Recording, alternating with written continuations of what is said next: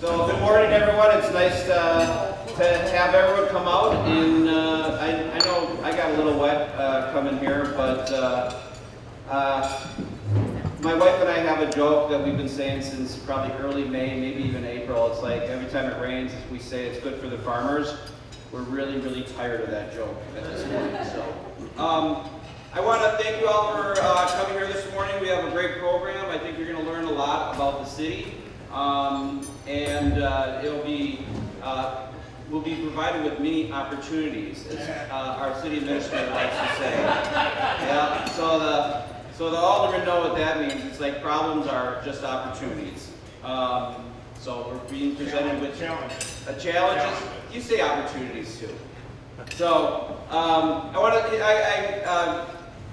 a shout out for the elected officials attending. From the office of Senator Ron Johnson, we have Ginger Goldmanberger. From the office of Senator Tammy Baldwin, actually I don't know if Rebecca did make it. I'll skip that. From the office of Congressman Fitzgerald, we have Amanda First. We have Scott Allen here, County Executive Paul Farrell, Mike Crawley, County Supervisor Mike Crawley and Larry Nelson. We also have some City Council members, Mike Cuisine, Rick Lemke, and I don't know if Alicia made it. We also have City Attorney Brian Runny. I want to thank Tuscan Hall for sponsoring us again. This is, I think this works out great for everyone. The food is always great, and we can get in and get out of here fast. The centerpieces, that's from the Helping Hand Senior Group, from the Park Recreation Forestry Department. The centerpieces look lovely. I also want to, introduce people. We have a new fire chief, Rob Goplin. Rob, could you stand up? You guys stand up.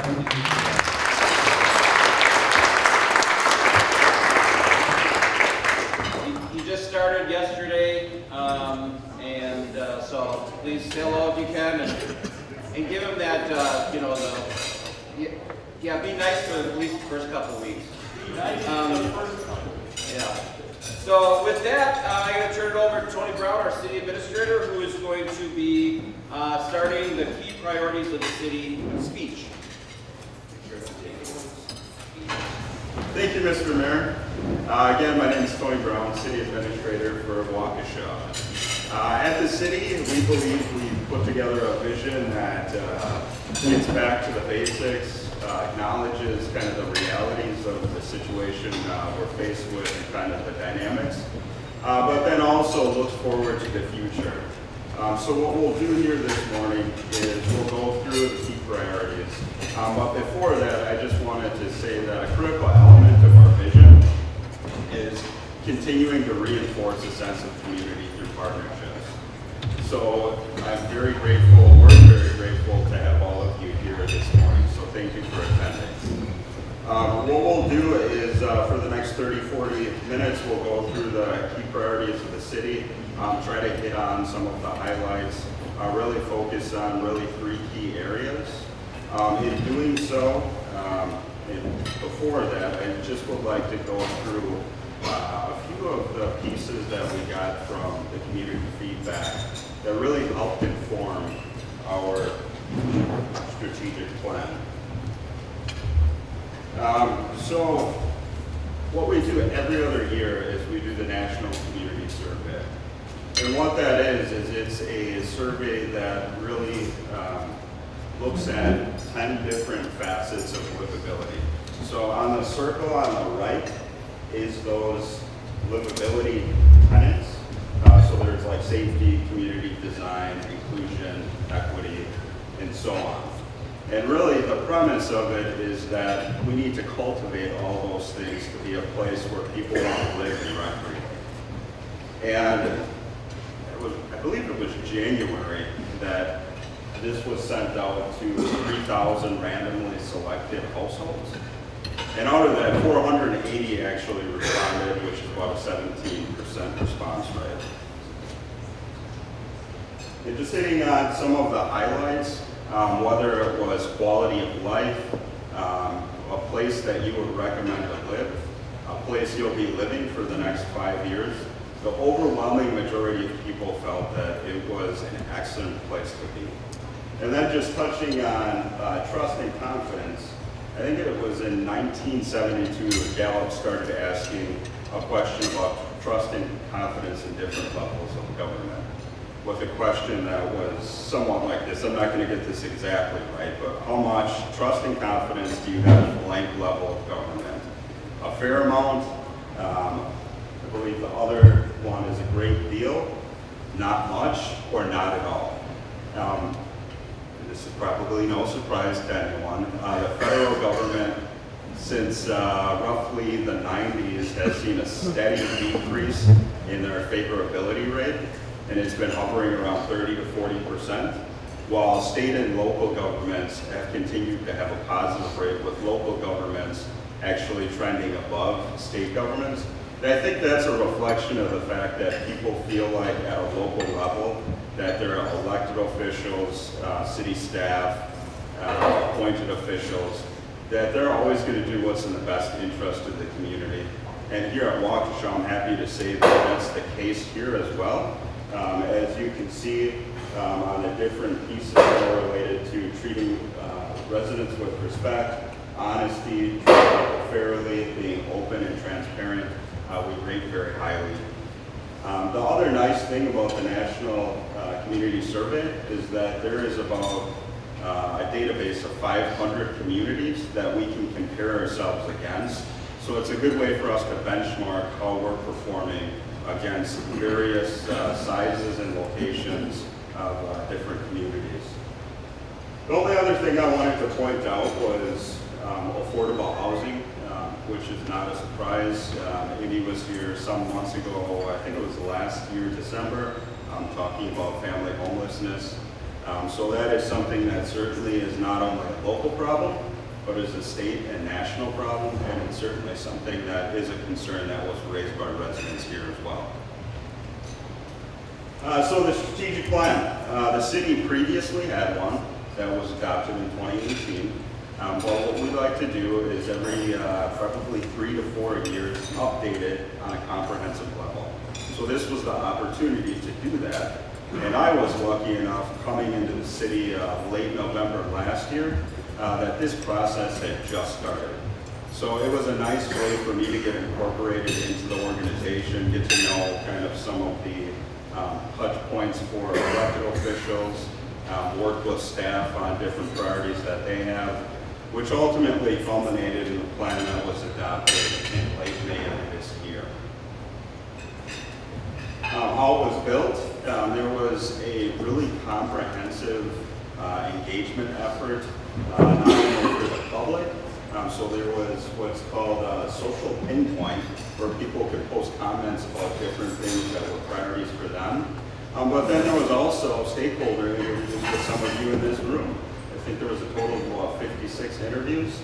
And then we had surveys. There was about 24 different documents or sources that were used to do an environmental scan. And we did about 3 council workshops. And I really enjoyed those conversations because, again, they really hit on some of the key topics that were things that I thought coming into the position were issues that would come up, but it really reinforced that. So this is the mission statement and the vision statement. I won't read both of them, but I will say that mission statement, where we're headed, and then vision statement, kind of our shared idea of where we would like to be in the future. Core values. So I didn't realize this until probably about the 3rd time this was presented to us. But can anyone notice an acronym out of here? So the first one is be of service, be open, be accepting, be responsible, above all. So we're above all as the acronym. I know it might be kind of cheesy, but we like to think that we are providing a high level of service, and I think the community survey showed that, and that's something that certainly we're continuing to strive to day in and day out. So there's 4 strategic priorities. Today we'll talk about 3 of them. I'll go through financial sustainability. Jennifer, the Community Development Director, will go through people-centered development. And then Rebecca, the Community and Engagement Manager, will go through engaged community. Not to say that service and excellence isn't important, but we're trying to focus on kind of the key areas that we're working on right now. So for financial sustainability, and this is something I think throughout the state of Wisconsin that we're starting to hear more and more about some of the distress around the funding framework that is set up for municipalities all over the state. So our goal is we will manage resources in a way that focuses on fiscal stability, resilience against economic challenges, and balanced approaches to funding the needs of the community.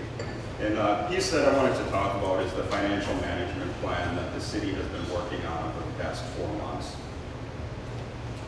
So I know that probably not all of you in here are finance people or people who would like to listen about finances in any in-depth way, but I think it helps set the stage for getting to ultimately what is the funding forecast that I'll present here in a couple of minutes. So the city budget is roughly $220 million. Of that, there's kind of different buckets, if you will. So there's the general fund, the capital fund, and then a whole host of other funds. For the purposes of this morning, the only one that we'll be focused on is the general fund. And this is often called the operating fund. So the general fund is about $80 million. Of that $80 million, $52 million of that, or 65%, is property taxes.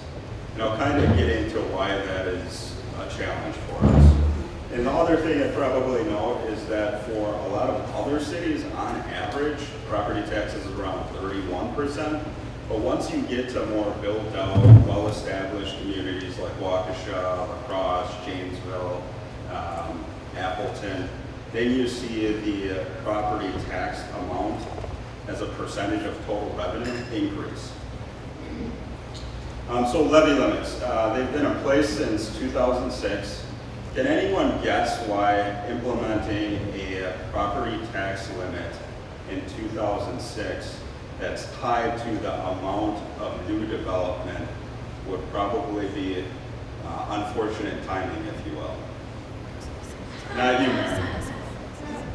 Anyone else? Not you, Larry. I know you want to talk. The economic crash. Yes, exactly. So December 2007 rolls around. The Great Recession is in full force for roughly 18 months. And then 2009 rolls around. We're starting to kind of get out of that. But the one big thing that I pointed out here on the right side is Wisconsin housing starts. And you can see the precipitous decline. And post-Great Recession, we've never reached the same level of housing starts pre-Great Recession. And that's not only a state trend, that is a nationwide trend. And it'll take years and years to even match the demand that's necessary to fulfill the housing that people want. So 46 states and District of Columbia have some form of property tax limits. The state of Wisconsin has the strictest ones. And all that it's set up is you cannot raise your property tax levy more than the amount of what's called net new construction or new development within your municipality. And for the city, probably the past 15 years, we've averaged about 1.14%. And what that translates to is about $525,000 on an $80 million budget. So that's not a whole lot that we're able to raise the levy on an annual basis.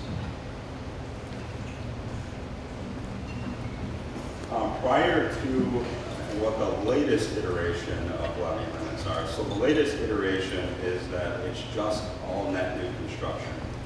Prior to roughly 2011, 2012, there was a floor that you could raise the levy by that ranged somewhere between 2 to 4%. So we went through the exercise of saying, okay, well, if we increase the levy by about 2.5% each year from 2011 up till 2023, what does that look like for us? And what that looks like is, you probably can't see it very well, but it's that line 1 right there, is that we have an additional $6.3 million of levy capacity. And the natural question is, well, what does that look like for the average single-family home that we have in the city of Waukesha? How much additional property taxes would they pay? And they would actually pay about $200 more a year. So not a significant amount, but still paying more. And I think what I want you to do is just keep that number in mind, that $6.3 million of additional levy capacity. So coming back to property taxes at 65%, the other piece to mention is intergovernmental revenue. So this is things like general transportation aids, state shared revenue. So basically funding that comes from either the state or federal government and then gets passed through to municipalities. That's roughly another 16%. So the larger point here is that out of our $80 million budget, 80% of it, we at the city don't have a lot of control over. Property taxes, they're restricted in terms of how much we can raise them. Intergovernmental revenue, those are formulas that are decided at the state level for how the programs are going to be funded, how the funds are going to be allocated. Going to the expenditure side, I think as everyone in this room knows, we're a people organization. We don't have products that we produce, we provide services. And a lot of those services are very labor intensive, and 75% of our budget is people. So before I get to the forecast, one of the things that was a discussion before I came to the city was just acknowledgement that there was going to be challenges in the future.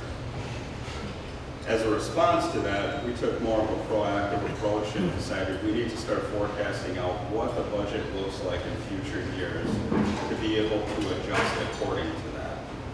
So we went through the exercise of putting a forecast together with assumptions, pretty conservative assumptions based on kind of the information I just went over.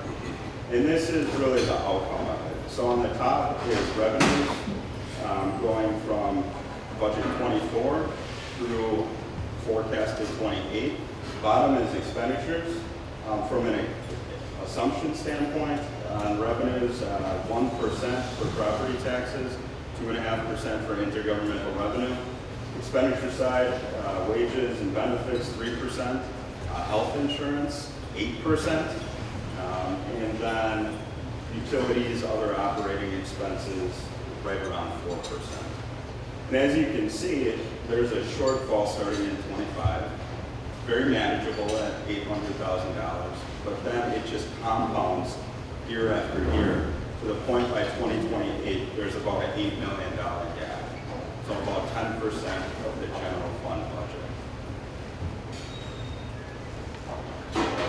What we did over the past 4 months is the department directors work towards finding out different initiatives where we can either generate new revenue, cost recovery, or service adjustments.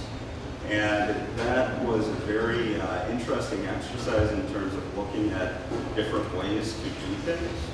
And what we ended up finding was that we were able to make a pretty significant dent in what that forecast looks like.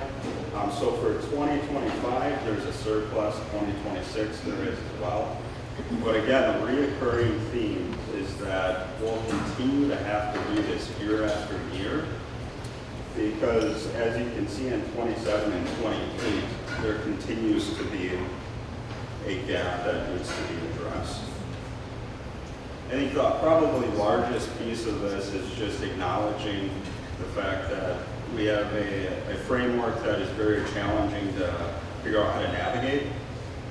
So we're going to have to continue to look at not only revenues, which is a small amount, right, that 20%, but then also look at the expenditure side and figure out how can we deliver services differently.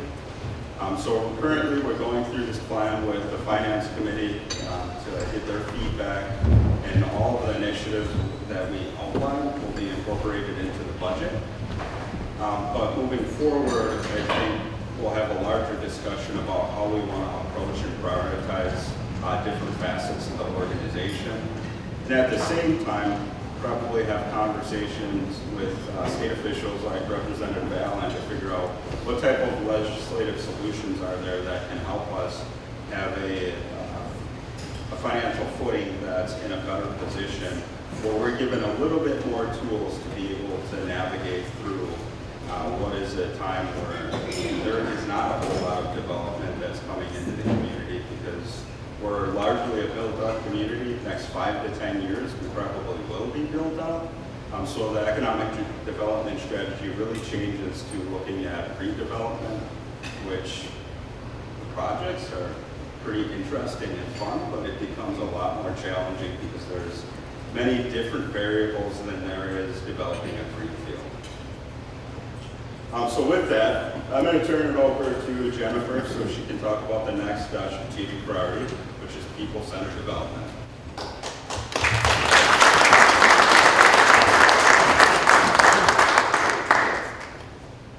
Good morning. You must all be government junkies if you raise your leather to come listen to us about a strategic plan, but let's talk about building stuff.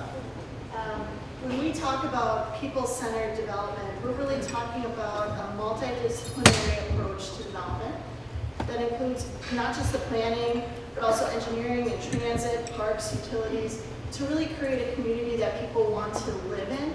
And so this is not just the people wanting to live in the structure, but also the people that are part of the community. Do you want to walk down that sidewalk? How good does it feel when you're walking downtown, when you walk past a vacant lot versus walking past a building that's built at a pedestrian scale? So we're talking about how people feel, maybe visitors feel when they come to the community, and then also what kind of neighborhoods we're building for the people that might want to live here. Oh, thanks. I'm a little taller. So let's get started. So there's about 7 areas that we think about when we're talking about people-centered development. And this approach is a micro approach and a macro approach. And we're going to walk through these really quick, and there's lots of pictures, so don't worry. But really, change is hard, and we're trying to manage that and also accomplish our end goal of creating a great place. And a place that, again, people want to be. And so here are our 7 pieces to that puzzle. But before we can move forward, we have to understand where we are. So this is a growth map for the city of Waukesha. And the dark red colors that you see in the middle, really that was the first 90 years of our growth. And what you'll notice is it's very compact.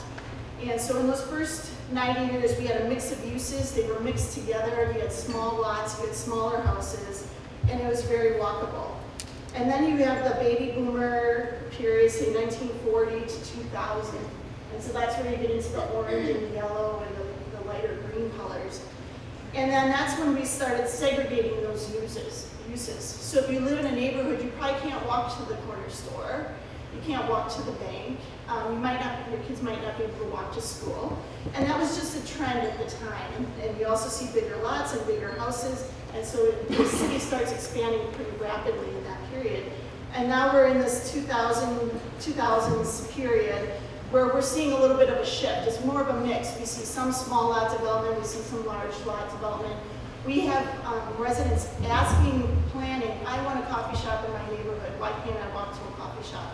And so the challenge for the city is, as Tony mentioned, we're built out essentially. So how do we create those amenities in an existing condition that's as painless as possible for the people that are already existing in those areas? This is probably really hard for you to see. If you sit in the front, you can see it. But really, this is our zoning map. And I like this just because it shows you the small lots. All those little lines on there are lots.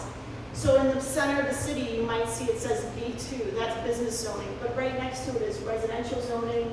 And all the pink and the red are commercial, so it's all mixed in with those residential colors, which are yellow and orange. And then as you kind of spread out to the outskirts, you see it's just big blocks of orange and yellow, and that's just residential. And so you're creating an environment that's a little bit more isolated. The parks get bigger because they're not small neighborhood parks, they're more regional parks. And so when we talk about people-centered development, we want to make sure that people have access to all of the amenities that they want, as close to them as possible. And that all starts with land use. So development starts with land use. In 2023, we redid our land use map. And understanding that we're built out, we have to find opportunities for new development. And part of that is creating flexibility in our land uses. So everything you see here that's got a stripe through the color, those are more flexible categories. So instead of just 100% single family, maybe we allow some duplexes or some 4 families in a neighborhood too. Or we allow a little bit of commercial, or there's a mixed commercial industrial. So maybe those uses can mix together instead of just having these isolated industrial parks where the employees can't walk someplace for lunch. So we created a lot of flexibility in our land use plan going forward so that we can attract development of all different types, because as Tony referenced, our path forward is redevelopment. So we have to think about development differently, but still make it a place that people want to be. Now when we get down to the micro level, and I know there's some plan commissioners in the room, we spend a lot of time, and they do too, thinking about the site design. So this is the micro level where we think about the site and the buildings. And when we're looking at a design like this that comes in for approval, we're thinking about accessibility. Where are people going to be able to walk? Are there trails in the neighborhood? Can they get up to the corner where there's a convenience store? Can they connect to the bike trail? Where's the green space, and how are we handling stormwater? This is more of a suburban development for us. But we think about all of those things because ultimately the people living here, they want to enjoy that environment around them. And so we're trying to make sure that that's all built in and contained, and we're not trying to retrofit something later on. When we're talking about a central city development, it's a little bit different. We think about different things. So this is a development that was proposed for downtown. We're thinking about parking. Where are people going to park? They are not going to have green space on site, so what's their access to the community green space? And is that easily accessed? Are there on-site amenities? Where are they going to store their bikes? Things like that. And also, how does the building address the street? So if you were a pedestrian walking down the street, do you want to walk past the building, or do you want to walk past a parking lot? And so we make sure that they orient those buildings so that the people inside living there are enjoying the building, but also that the community itself is enjoying the development as well. Then we look at the buildings. And I give you the schematic on the right-hand side and then the actual built on the left-hand side so you can compare. But also different developments, we look at different details. A development like this, we're looking at where are the garages located? Because again, as a pedestrian, if all you see is garages when you walk down the sidewalk, it doesn't feel very inviting. So the garages are prominent, but you can also see the front doors and the entrance and those kind of things. We're thinking about materials and appearance. And then if you're doing a development downtown, we're thinking like, what is the pedestrian scale? If a pedestrian is walking past this building, how does it feel to them? This building has a lot of windows on the first floor. It feels good to walk past something like that. It's not intimidating. And then also always thinking about the materials that these buildings are built with. When we're talking about industrial, this is a gateway project into our city. We replaced another building that was not very well, just a solid block wall. And this is near the foundry, or the quarry, thank you. So if you recognize, this is a new development. And as somebody entering the city, this looks appealing. And not only that, the people working inside have a lot of daylight. I mean, it's going to be a great building to work in. So we're thinking about those kind of design elements. And then when you're looking at multifamily, we're thinking about the access to the outdoors. Each of these units have outdoor access with the balconies. There's a shared space on that front element there where there's a group of where you can go sit outside with other people. We're thinking about the height. How does this height fit in with the neighborhood? Because of course there's an existing neighborhood all around this development. So what about the color and the architectural style? So those are all the things that we're kind of thinking about. And similar for this, is it visually interesting? How does it function? And those kind of things. On a macro level, we're thinking about what we can provide. And so we're thinking about things like public amenities. How close is that park? Can your kid ride their bike down to that park? What kind of shade is on your street? Have you ever walked a sidewalk that has no street trees? It doesn't feel the same. So do we have street trees in the neighborhood? Are our sidewalks wide enough? Are they ADA compliant so that not only seniors have an easier time navigating them, but people with strollers can navigate the sidewalks and get to the park? So those are all the things that we're thinking about from a public amenity standpoint. Oh, there, this is my pictures of the park. Then transportation. What you're seeing here is we've done a lot of evaluation about our transportation systems in the city. And so what's on the right-hand side here is a map showing all of our sidewalks. So everything in green is where there's sidewalk connections.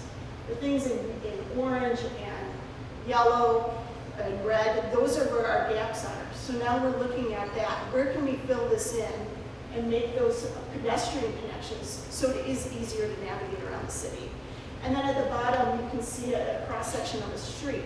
This is what we call complete streets. There's space there for your street tree, pedestrians, bike facilities, and then still the traffic. So we can accommodate all of that in our streets. And also, do our streets need to be so wide?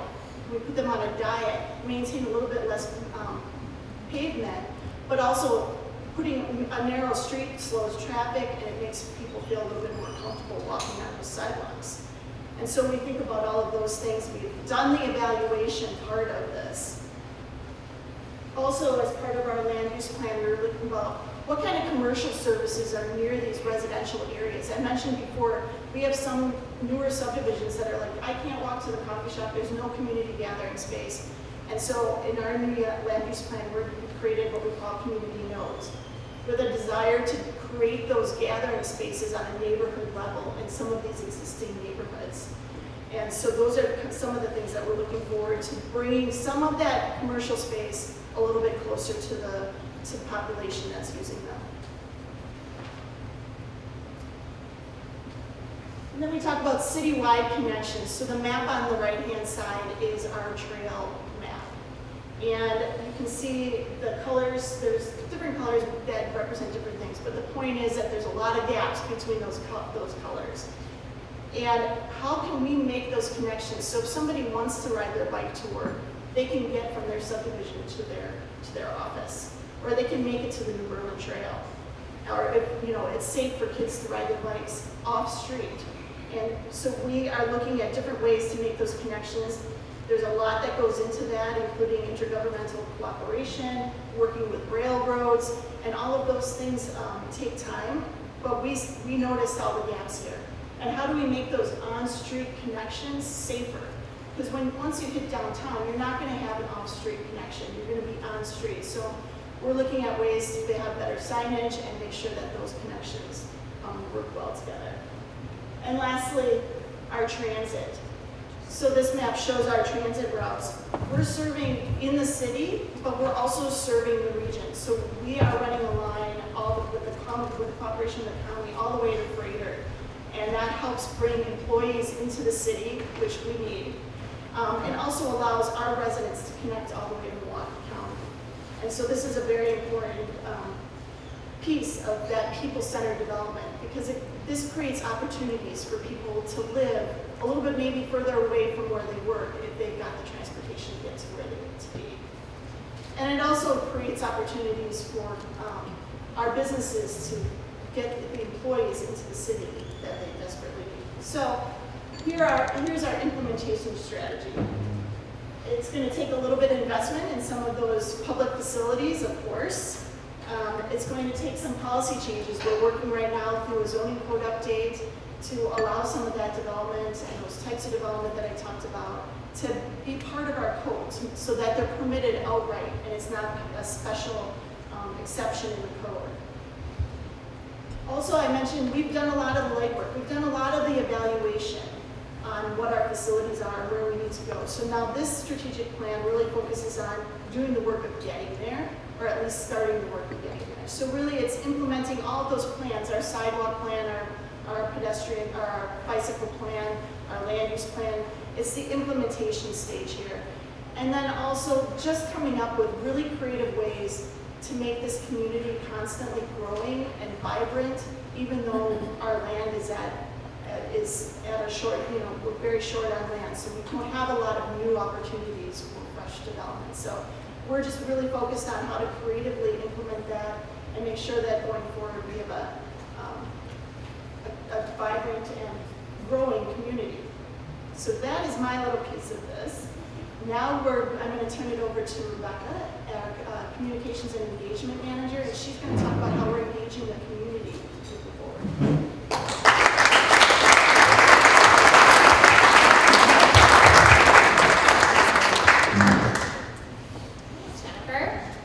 So yes, one of the key priorities in our strategic plan is an engaged community. And how we kind of define that, our goal for that, is that we want to foster open communication and active participation, information sharing, and a sense of belonging within our community. So obviously there's lots of facets and pieces to this, and it involves all of our city departments sort of working together to engage and communicate with the community. But at the base of this is that we really want to keep the community informed. They need to know what's going on in the city and how they can best interact with us here at the city. So I want to start by just talking about a few of the pieces of communications and engagement that we're already doing, and then where we're trying to head in the future. So at the city, these are sort of our main communication channels. I'm sure a lot of you are familiar with these. Obviously, our website is sort of our home base for information for the city, and I do say it's a living website. So if you ever notice something that isn't correct or you were looking for information that you couldn't find, let us know, because we're always updating and managing that so that it truly is the source of information for our community and kind of the base of information. Everything else that we do directs people back to our website. We are very active on social media. So as a city, we're on all social media platforms, and we do engage with residents there. We answer questions there. And it also is a place where certainly there can be a lot of different dialogue there, but it certainly is also a place where we're able to get information out quickly. So should an event or something be canceled or changed, this is where that information is first shared with the community. We do send out an e-newsletter. So every Wednesday morning, you can sign up to get a newsletter from the city. We really view this as a very important piece of our communication. This is sort of the top stories that any business or resident in the community should know for that week. So it crosses all departments of the city, all of our events, all of our critical information comes out every Wednesday in that weekly newsletter. In addition to that, we have an insert in the water bill. So if you're a resident or a business here in the city, you get an insert inside the water bill, which also has the top stories for that month from the city, things we want to make sure you know. And now a lot of people can get their water bill electronically, so that newsletter is still included. There's still a link when you get your electronic bill that you can still get that information, even if you're not getting a mailed copy anymore. We also mail out our activity guide. So 3 times a year, an activity guide is mailed to homes in the city. And as part of that, in addition to having all of the activities and things through our Park and Recreation and Forestry Department, there also is a city news and information section. So again, the top information that you as a resident or business in the city should know. So make sure that you're checking out that. We do a lot of public events. So we see this as sort of a communication channel. Also, you'll see that under engagement. So just last week, we had Waukesha Night Out. We're doing certainly concerts and other things which are not only fun, but also an engaging opportunity and a chance for people to share information. So having tables and information out where we can share information with the community. We do a number of publications. One of our newer ones is the Resident Guide. So we now have an online resource resident guide. So for anyone living here in the city, it sort of covers everything you need to know as a resident. So from garbage and recycling to information about police and fire departments to the library, there's a comprehensive resident guide to kind of give you all that information. We produce an annual State of the City address where we talk about kind of our top highlights from the city. We also have a mailed public works newsletter. So there's a number of other publications that come out regularly from the city. We hold a lot of public meetings and information meetings. So certainly information meetings are held when there's a certain topic or something of interest. So for instance, tonight we're having a meeting about, before the council meeting about Freedman Alley to share information about what we're looking to do there. So we invite the public to come to those as an information sharing. And then certainly we have our standard public meetings. We understand that not all of you are going to get to these meetings, so that's why we try to put the information out in other channels as well. But you can also watch any of our meetings, though they're all live, through our website, and you can also watch them on YouTube, there's a specific channel where you can watch all of our meetings live, so that's another way that you can stay informed. And certainly if there's a specific project in your neighborhood or in front of your business, then we also do mail letters to get that information out to you on a specific project that's relevant to you. So those are a lot of the channels and ways that we're sort of pushing information out, but we also want there to be opportunity for, as we say, engagement, where not only are we pushing information out, but we're also connecting with the residents, connecting with visitors, and you're getting information back to us, and we're working together. So some of the ways we can kind of work together is through volunteering. So you can engage with the city through volunteering. We have a number of volunteer events. All of our events are only possible through volunteering, and it's a great opportunity for us to connect with you and for you to connect with the city and be involved in what's going on here at the city. Following up on that, serving on boards and commissions. So the city is run by boards and commissions, and that information then goes to the council. And we have a number of openings on boards and commissions where you as residents and business owners can engage with the community in that way by truly being on the front lines of some of the things that we're doing here in the community. We hold events like this to celebrate Waukesha Breakfast, which we hope is a chance for you to not only engage with each other, but also to engage with many of our department heads and city staff. We hold the Local Government Academy. So this fall, we'll be starting our third iteration of the Local Government Academy. So residents can apply to be a part of this program. It stretches over a number of sessions where they come and learn about city department and city operations. And it's also a chance for us to learn from the residents, things that they're interested in, things that they have questions on, things that we can do better as a city. We hold a number of special community projects. Right now, we are finishing up our community tile project. So as part of the parade memorial, community members were invited to engrave clay tiles that will then be installed in the memorial. We held special events around our 125th anniversary. We obviously invited many of you to participate in our strategic planning process as we held a number of those events. So we're hoping that these are opportunities where we can not only share information, but where we can learn from you on where we need to head in the future.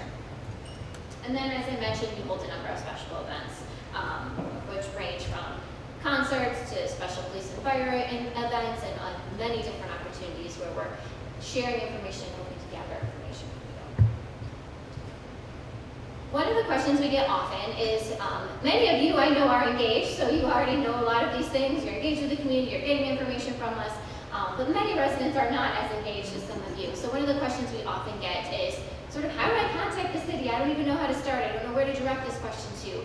And what we're trying to do, for us as city staff, it's very easy to fall into sort of our department focus. We know who to go to. We know that Public Works does, works on the streets, and we know, community development does the permits and the planning. But for general residents, they don't know all of those ins and outs of who does what and where to go. So we're trying to, one of the things we're working on in the future is trying to make that easier for residents to know how to get where they need to send their information and how we can get that information from them. We do have right now on our website a report a concern feature, which is the easiest way to sort of share something with the city. So right on the homepage of the website, there's a big report a concern button. You can click on there, and then you pick a category of something that you want to report. You saw tall grass, your neighbor isn't mowing their lawn, you can report it there. You can report it down a street sign, and then we on the back end direct it to the right staff person are able to follow up and get that completed. So that's one of the easiest ways to kind of start and share information with the city. We also have a contact us page on the website. So there is a page, it does list departments and people, so people can easily get there to who they need to go to. We also encourage residents, they can simply reply to the email newsletter. So obviously every Wednesday we're putting information out, but residents can respond direct, just click reply, and that comes directly back to myself and our team, and then we are able to route that information to the correct people. Certainly social media is another way that people can contact us. We do answer direct questions on social media, so if someone asks a direct question, we answer that. We also get a lot of private messages via social media. We know people have questions all times of night or day, and so they can simply send us a message that way, and we will get them the answer that they're looking for. And of course, we have the traditional communication methods of phone, email, and in person. And as I said, I know many of you know a lot of these channels, and we hope too that you are our ambassadors out in the community. When you're talking with your neighbors or fellow business owners, that you're sharing this information with them as well. But we know that there's still a lot of work to do. Certainly we're doing a lot, we're trying to do a lot of these channels, but there's always more we can do in terms of engagement and communication. I would say we can never communicate enough. We could have signs all across the city and we still, people would say that they haven't heard the information. So we know there's always more we can do to reach our residents. So one of the things we want to focus on is additional partnerships in the community. So as Tony mentioned, we value the relationship we have with so many of you, and we want to continue to expand upon that, whether that's different programs or different sponsorships or different ways that we're better working together. So that's one thing that we're really focused on as we move forward. We also want to focus on additional methods, as I said, of sort of two-way communication. You know, we're putting a lot of information out, but how are we getting information back from the community? How are we listening to what our residents want or need or their concerns? So we're certainly looking at some different technologies and different ways where we can better share information and then get information back as well for the betterment of our community. And certainly another key piece for us is thinking about sort of multilingual communication. We know that here in Waukesha, we are a very diverse community, and we as a city feel responsibility that we want to make sure we're reaching all of our residents. So we are going to be working on a plan for what does that look like. So across all of our departments, what does that look like? How are we getting that information out to all of our residents, and what forms and channels and languages, and how are we better serving and meeting the needs of all of our residents? So that's certainly something else that we'll be working towards in these upcoming years. And with that, I'll turn it back to Tony.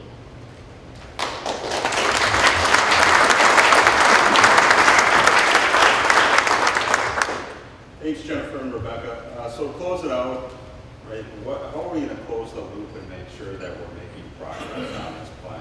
So one of the things we emphasized as we were going through the planning was, how are we going to follow up on some cadence that we are showing that X, Y, and Z is getting done? So there is different pieces here, whether it's monthly, quarterly, twice a year, or annually. So we'll be going through with department directors in the coming months to identify what does that framework look like for implementation, so that we're not the old cliche, right? The plan sits on the shelf and collects dust. We don't want it to collect dust.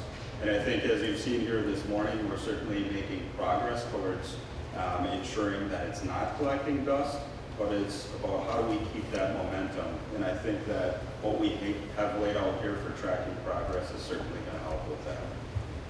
With that, questions, comments?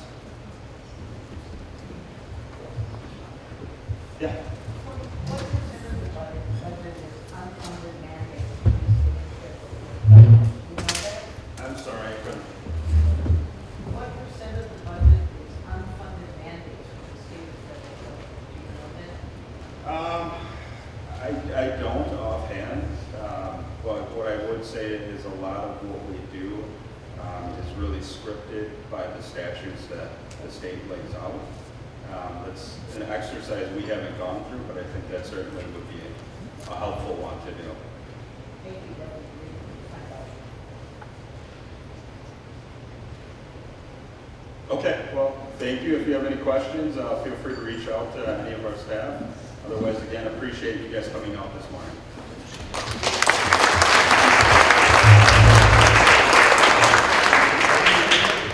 So it's been a while since we've actually just presented on the city itself. I kind of think of the city of Waukesha, where most people see like this duck on the water, just moving slowly, and underneath it's paddling furiously.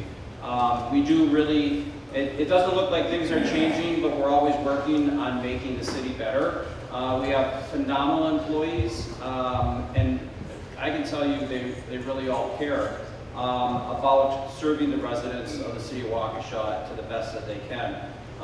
Financially, we're looking at major issues. There is no question. I speak quite a bit. Well, I'm the president of the Urban Alliance, which is a subset of the League of Wisconsin Municipalities. And I can tell you that every large city, every city under over 50,000 that has somewhat set boundaries knows that they're going to be in major financial crisis within a couple of years. And when I talk to legislators, what I've always been telling them is wait until, what I told them when I started is, the system is broken, it's working now, so going back like 10 years. It's working now because interest rates are low and wages aren't increasing. We now are in that area. Health insurance has always been increasing. That's another big cost for municipalities. But the cost for municipalities has been going up quite large in the last 3 years, and the revenues have not gone up at all, really. You know, we're happy to get 1%, if we get more than 1%, we're happy. And that's another $525,000 in our $80 million budget. I can tell you that $525,000 doesn't even pay for the increase in cost of insurance that we have to pay for health insurance. We're looking at a freight train that's going to crash for really most of the municipalities in Wisconsin in the next 10 years. Unless there's changes. And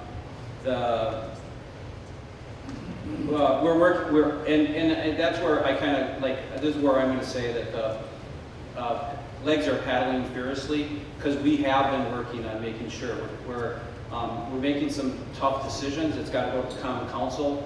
Services will be reduced, and we're also going to increase our revenue by charging for those things we can charge. We're going to charge more. The public won't enjoy it. They won't like it. There'll be a lot of pushback. From my perspective, there is no way to get around it unless we have some changes in the state. Wisconsin is an outlier.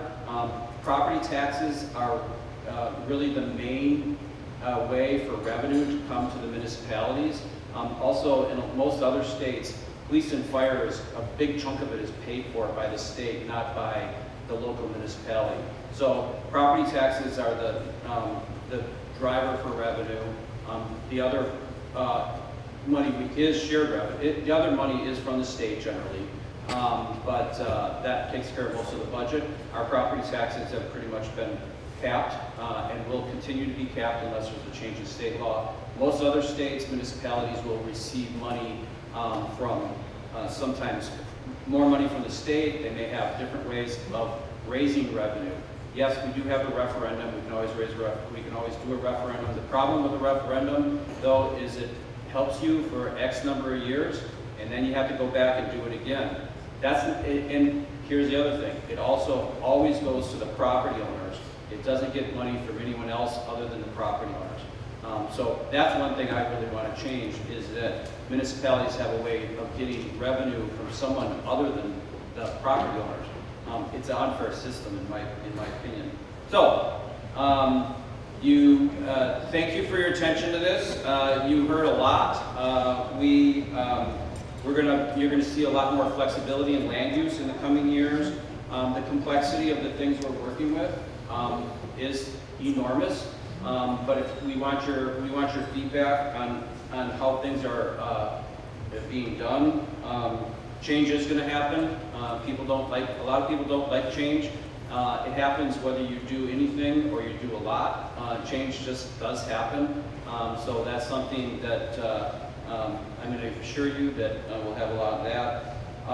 And then my final point is I have a lot of pride in the outreach that the city of Waukesha does and has created in the last decade.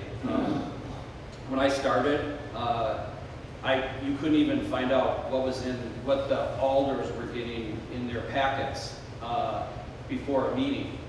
You would have to go to the meeting, and then you still didn't even have the papers. You had no way of getting the papers that they had before the meeting, unless you specifically requested it. And usually it was 100 pages. Now you go right online and you can look at every single document that the alders are looking at. You can watch the meetings. You don't have to go and sit in the chairs. You can watch the meetings from your home.